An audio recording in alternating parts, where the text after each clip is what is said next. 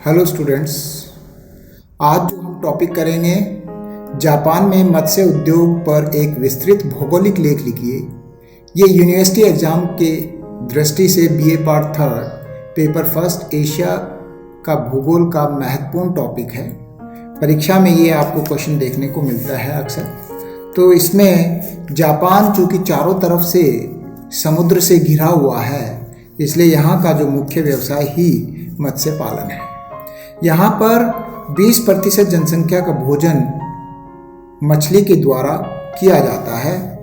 यहाँ चावल और मछली का भोजन जो है अधिकांश जनसंख्या का भोजन है। जापान में चीन व पेरू के बाद सबसे अधिक मछली पकड़ने वाला देश है। ये यहाँ पर जो मछलियों की खपत भी सर्वाधिक होती है। यहाँ प्रति व्यक्ति उत्पादन लगभग 100 पौंड है,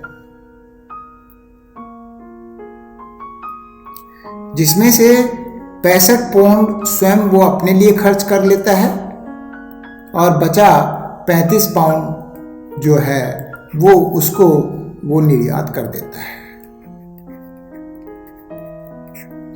तो इस हिसाब से जो जापान की इकॉनमी में भी मत्स्य उद्योग का बहुत महत्वपूर्ण स्थान है।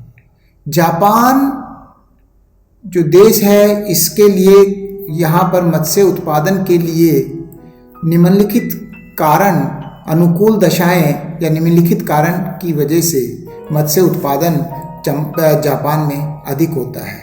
यानी कि favourable conditions for fishing industry in Japan. इसमें सबसे पहले देखिए, यहाँ कृषि भूमि की कमी है और कृषि भूमि की कमी की वजह से यहाँ के निवासी, जो जापान के निवासी हैं, वो समुद्र पर निर्भर रहते हैं, समुद्र की तरफ देखते हैं। दूसरा है जापान की सामुद्रिक स्थिति, यानी कि जापान चारों तरफ से समुद्र से घिरा होने के कारण यहाँ पर प्राचीन काल से ही कुशल नाविक हैं जो इस व्यवसाय में लगे हुए हैं। जापान का जो तट है वो कटा फटा है। इसका जो तट है जो कटा फटा है, इसलिए मछली पकड़ने के लिए अनेक केंद्र यहाँ पर मिल जाते हैं। जापान के अंदर लगभग 2000 फिशिंग पोर्ट्स हैं।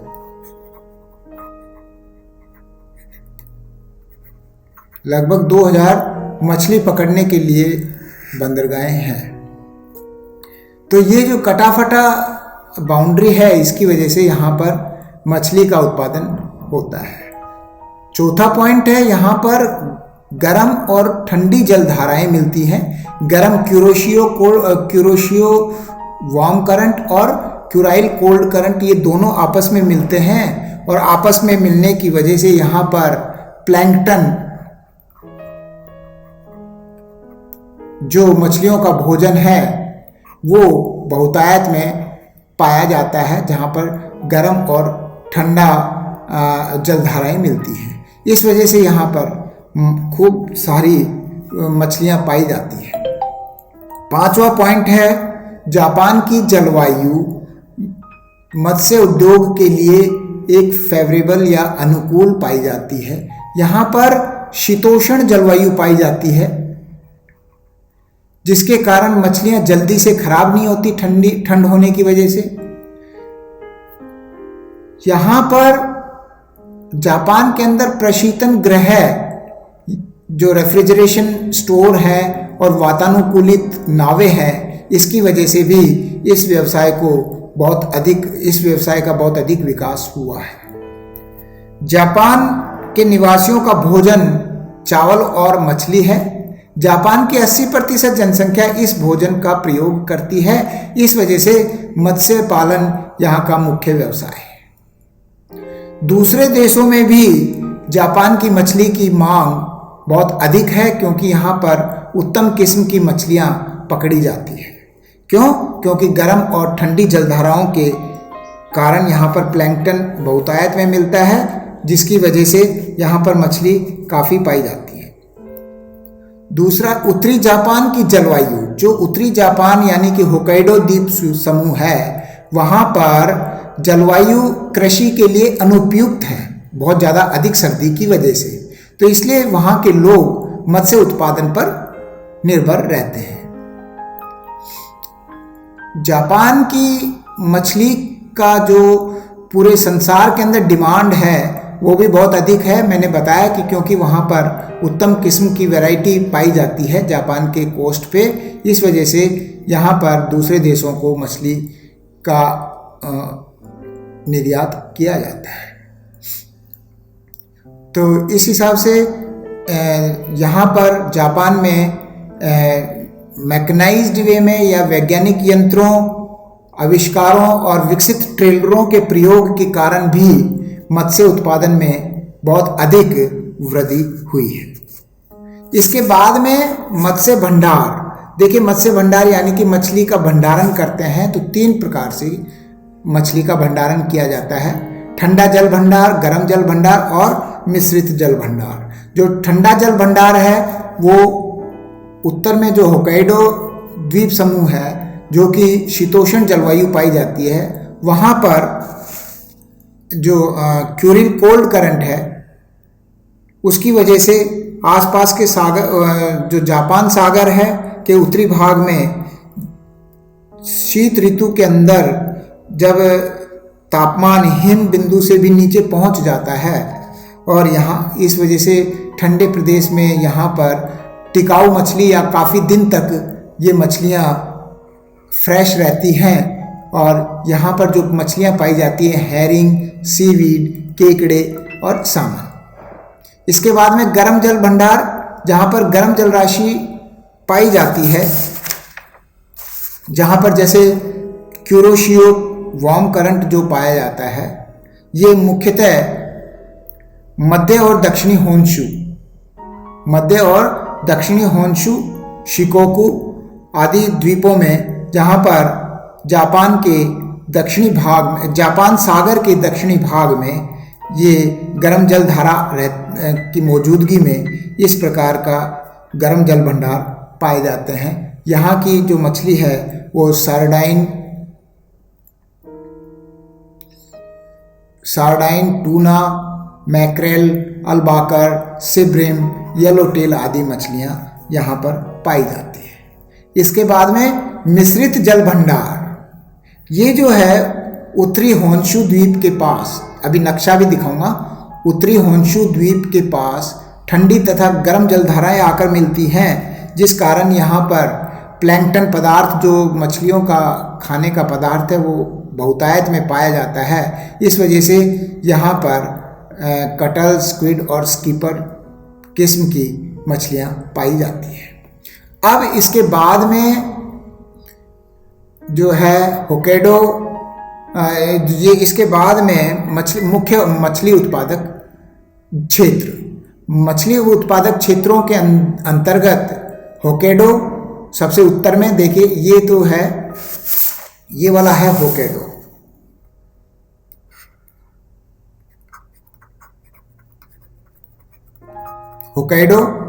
इधर सबसे पहले आ गया कोएशु, स्टार्टिंग से लिख देता हूं,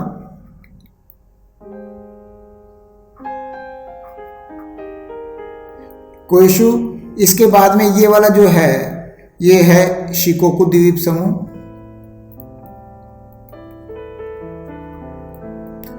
और उसके बाद में होन्शु, ये बीच वाला।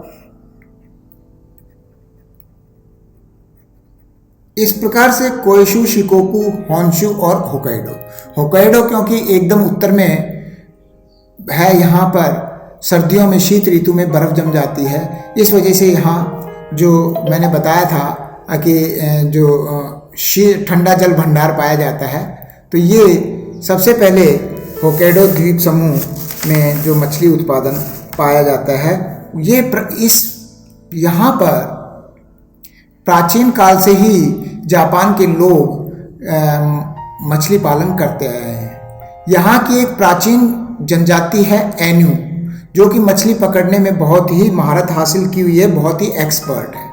लेकिन आधुनिक काल में वैज्ञानिक ढंग से मछली पकड़ी जाती है, आधुनिक मशीनों से, उपकरणों का इस्तेमाल किया जाता है। यहाँ की जो जलवायु है वो कृषि के लिए तो अनुकूल है ही नहीं, इस वजह से यहाँ पर मछली पालन अधिक किया जाता है। और दोनों तटों पर, एक तरफ जापान सागर, एक तरफ पैसिफिक सागर, ये जो नक्शा देखिए, यहाँ पर ये जो पैसिफिक या प्रशांत महासागर है ये यहाँ पर, और इधर जापान सागर, ये दोनों तटों पर यहाँ पर ये मछली पालन किया जाता है। यहाँ की जो तटरेखा है वो कटी फटी होने के कारण यहाँ प्राकृतिक रूप से बंदरगाह विकसित किए गए हैं, जहाँ पर मछली पालन बहुत आसानी से हो सकता है। मैंने बताया कि यहाँ पर कृषि भूमि की कमी है। जापान का लगभग 40% मछली का उत्पादन इस क्षेत्र में होता है। तो ये होक्काइडो हो गया। इसके बाद में उत्तर पूर्वी होन्शु, उत्तर पूर्वी होन्शु में ये वाला क्षेत्र आ गया। होन्शु का ये उत्तर पूर्वी वाला, ये वाला क्षेत्र, और ये इधर वाला क्षेत्र उत्तर पूर्वी क्षेत्र। ये पूर्वी समुद्र तटीय क्षेत्र में जो है, यहाँ पर कुल मछली पालन का 26% इस क्षेत्र में पैदा किया जाता है। यहाँ पर पकड़ी जाने वाली मछली की मांग मध्य और दक्षिणी होन्शु की घनी जनसंख्या वाले क्षेत्र में है। इस वाले क्षेत्र में यहाँ पर, क्योंकि ये यहीं पे ये मुख्य द्वीप है होन्शु, इसके अंदर यहाँ के लोगों की पूर्ति की जाती है, तथा कुछ मछली सुखाकर और उसका अचार डालकर विदेशों में भी निर्यात किया जाता है। यहाँ के प्रमुख केंद्र हैं हेचिनाहु, अकीता, आमोरी, सेंडाई, कमेशी, ये सारे यहाँ पर देखिए ये द्वीप, ये केंद्र स्थित है। शेंडाई है, निगिटो है, ये क्षेत्र यहाँ के लिए मुख्य उत्पादक क्षेत्र है। इसके बाद में कोइशु, शिकोकु और दक्षिणी होन्शु। देखिए कोइशु ये वाला क्षेत्र, कोइशु, शिकोकु का ये वाला क्षेत्र ये, और होन्शु का ये वाला क्षेत्र। ये जो है यहाँ पर मछली पालन बहुतायत में किया जाता है। इसमें इस क्षेत्र में आंतरिक क्षेत्रों में, इस क्षेत्र के आंतरिक क्षेत्रों में मछली पालन की जाती है, जहाँ पर कि जैसे तालाबों में या आंतरिक सागर तट क्षेत्रों में, यहाँ पर पूरे जापान का लगभग 32% मत्स्य पालन किया जाता है। यहाँ के मुख्य केंद्र हैं ओवारी, टोआट, फुकोको, नागासाकी, और ये सारे क्षेत्र यहाँ पर देखिए, ये रहा नागासाकी, और ये सारे का नागासाकी, फुकोका, हमादा, मत्स्यायाम, ओसाका, ये सारे क्षेत्र हैं, ये इस क्षेत्र के अंतर्गत आते हैं। तो इस प्रकार से आधुनिक युग में मछलियों का अनेक उपयोग जापान में किया जाता है। खाने के अलावा यहाँ पर जो है खाद्य बनाने के लिए, या खली बनाते हैं इसी से, जो कि दूध देने वाले पशुओं को खिलाई जाती है, और मुर्गियों के भोजन के रूप में भी इसका मछलियों का उपयोग किया जाता है। इस वजह से मछली खाने के अलावा और दूध प्रदान करने वाले पशुओं में तथा खाद्य के रूप में, मुर्गियों के भोजन के रूप में भी किया जाता है। तो ये तो हुआ मुख्य मत्स्य पालन। इसके अलावा जापान के लोग अब व्हेल मछली का भी उत्पादन करने लगे, व्हेल मछली को भी पकड़ने लगे हैं। व्हेल मछली से, ये जो व्हेल मछली है, इसका उपयोग, इसका तेल निकाला जाता है और तेल को निर्यात किया जाता है। इसके अलावा व्हेल मछली की चर्बी से भी अनेक कृत्रिम पदार्थ बनाए जाते हैं, जैसे मोम का उत्पादन आदि। ये अब जापान जो है अमेरिका, ग्रेट ब्रिटेन, नॉर्वे आदि देशों के साथ मिलकर बड़े बड़े स्टीमरों की सहायता से आर्कटिक महासागर में व्हेल मछली का शिकार भी करता है। देखिए आर्कटिक महासागर तक ये लोग पहुंच गए हैं। तो इस हिसाब से जापान के लोग मत्स्य उत्पादन पर बहुत अधिक ध्यान देते हैं। इसमें ये इम्पोर्टेंट क्वेश्चन है। अब इसमें देखिए 2011 में क्या हुआ कि यहाँ पर थोड़ा सा मैं बता दूं, जो 2011 के अंदर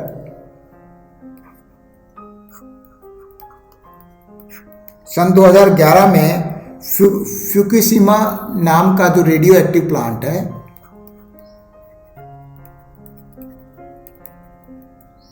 फ्यूकुशिमा न्यूक्लियर प्लांट है ये, और इसका जो रेडियो एक्टिव वाटर है,